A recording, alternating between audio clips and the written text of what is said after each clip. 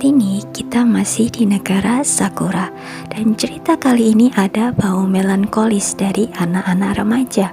Judulnya adalah A Silent Voice, atau dalam bahasa Jepang Koe no Katachi, yang kalau diterjemahkan bahasa Inggris yaitu The Shape of Voice di tahun 2016. Diproduksi oleh Kyoto Animation dan disutradarai oleh Naoko Yamada. Ceritanya dimulai dari seorang laki-laki yang berusaha untuk mengakhiri hidupnya, tetapi usahanya itu berhenti karena dia mendengar suara kembang api yang dimainkan oleh anak-anak.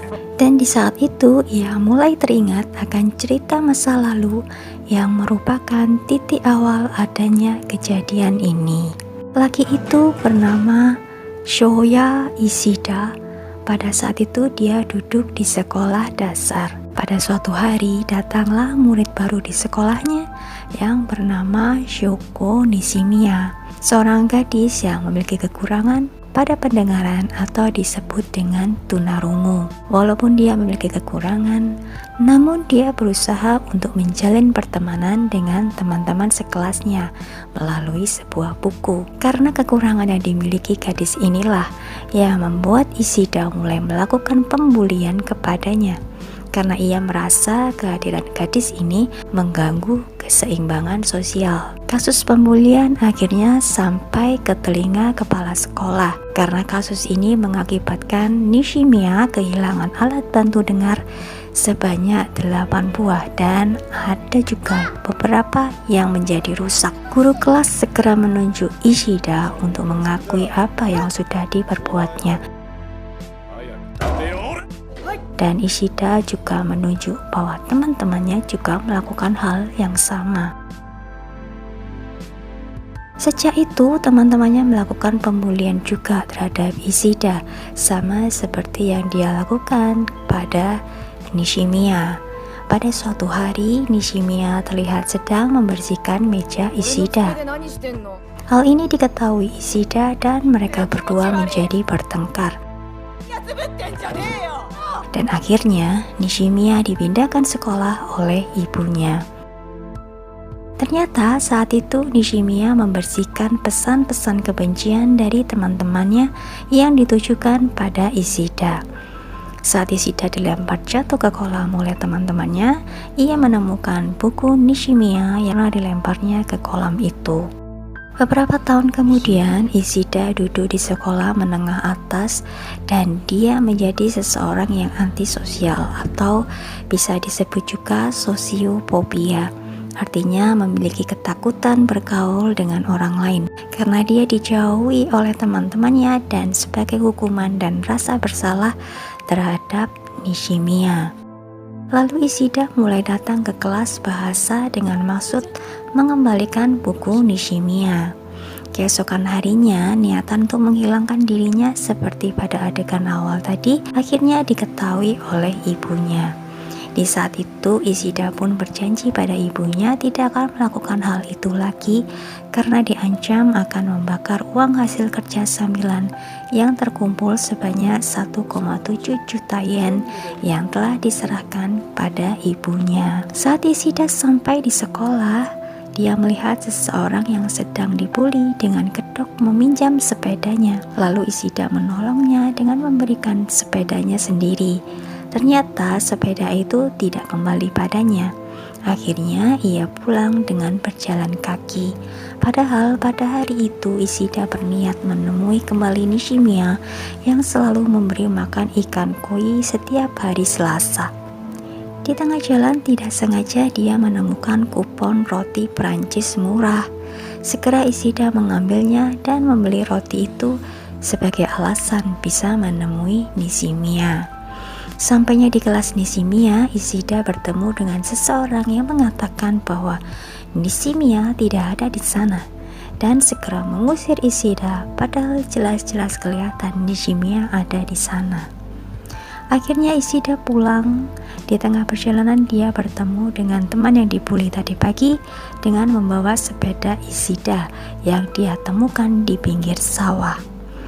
Teman itu bernama Tomohiro Nakatsuka. Sejak itu Nakatsuka menganggap Ishida sahabat karibnya. Besoknya, saat Ishida menemui Nishimiya, dia bertemu dengan orang yang sama yang mengaku sebagai pacar Nishimiya dan kembali mengusirnya. Tak disangka datanglah Nakatsuka menolong Ishida sehingga akhirnya Ishida berhasil bertemu dengan Nishimiya dan ngobrol di pinggir sungai tempatnya biasa memberi makan ikan koi. Saat itu Nishimiya menunjukkan buku yang dikembalikan Ishida sebelumnya, tapi buku itu jatuh ke sungai dan membuat mereka berdua terjun ke sungai. Kejadian ini direkam oleh anak yang mengaku pacar Nishimiya dan dia unggah di internet. Hal ini membuat Ishida diskors di sekolah karena di sana adalah tempat dilarang terjun. Saat Ishida disuruh kakaknya menjemput Maria, keponakan Ishida, tak sengaja bertemu dengan bocah pacar Nishimiya yang sedang pingsan di taman bermain. Saat bocah itu sadar, ia segera meminta maaf pada Ishida tentang kejadian skors itu. Lalu Ishida membawa pulang ke rumahnya agar bisa makan dan beristirahat. Secara diam-diam bocah ini pergi dan Ishida pun segera mencarinya sambil membawakan payung dan sepatu karena waktu itu hujan. Saat mereka sampai dekat rumahnya, si bocah mengaku bahwa sebenarnya dia adalah adik perempuan Nishimiya yang bernama Yuzuru. Dan tiba-tiba ibunya Nishimiya datang dan menampar Ishida. Suatu hari Nishimiya mengunci rambutnya dan berniat menyatakan perasaannya pada Ishida serta memberi Ishida sebuah hadiah. Namun karena Nishimiya mengatakan tanpa bahasa isyarat, terjadi salah paham karena Ishida mendengar kata bulan. Hal ini membuat Ishida bingung dan Ishida pun akhirnya mengutarakan hal ini pada Yuzuru. Dan Yuzuru memberikan saran untuk mengajak Nishimiya jalan-jalan. Akhirnya Ishida merencanakan jalan-jalan ke taman bermain bersama Nishimiya, Yuzuru, dan teman-temannya. Semua terasa menyenangkan saat itu. Tetapi tiba-tiba Ueno mengajak bicara empat mata dengan Nishimiya yang ternyata dia menyatakan ketidaksukaannya dan menindas Nishimiya.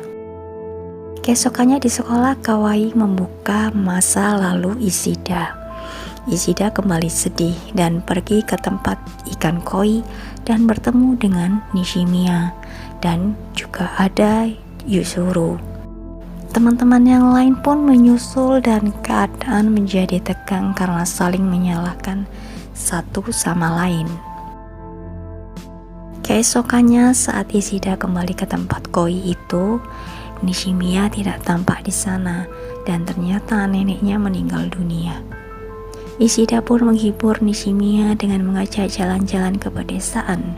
Demikian keesokannya dia kembali mengajak jalan ditemani Yuzuru dengan nonton dan makan bersama.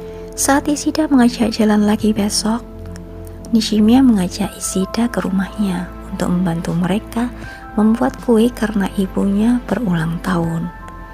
Nishimiya dan Yuzuru berhasil membujuk ibunya agar tidak marah lagi terhadap Ishida dan akhirnya mengajak Ishida ke acara festival kembang api. Saat di tengah acara, Nishimiya pamit pulang duluan dan saat itu diikuti Ishida karena diminta Yuzuru mengambilkan kameranya yang tertinggal di rumah.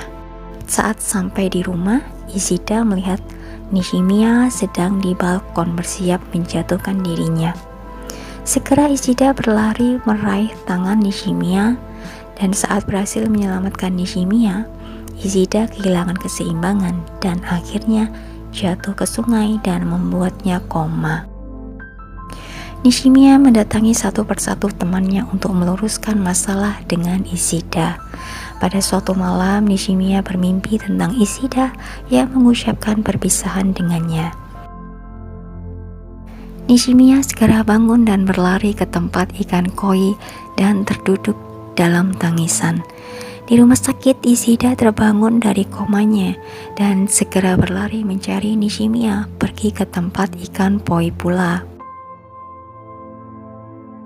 Saat itu Ishida terduduk dan minta maaf pada Nishimiya tentang perbuatannya dulu dan mengutarakan bahwa dia dulu juga berniat menghilangkan dirinya. Ishida berkata pada Nishimiya tentang keinginannya membantu Nishimiya hidup. Setelah hari berlalu, Ishida pergi ke festival budaya di sekolah dan Nishimiya ikut bersamanya. Di sana ia mendapati teman-temannya juga masih peduli padanya, termasuk teman-teman SD dulu. Mereka pun berdamai dan Ishida meminta untuk berjalan bersama selama festival itu. Selama jalan-jalan, Ishida mulai membuka diri dan akhirnya dia bisa melihat muka orang lain dan membuatnya mengeluarkan derai air mata yang menandakan akhir dari penebusan atas kesalahan di masa lalu. Sampai di sini teman cerita kita. Pesanku, jangan ada pembulian dimanapun kita berada, karena apapun alasannya pasti mendatangkan hal negatif baik kepada korban kita maupun kepada diri kita sendiri, cepat atau lambat. Baiklah teman, sampai jumpa.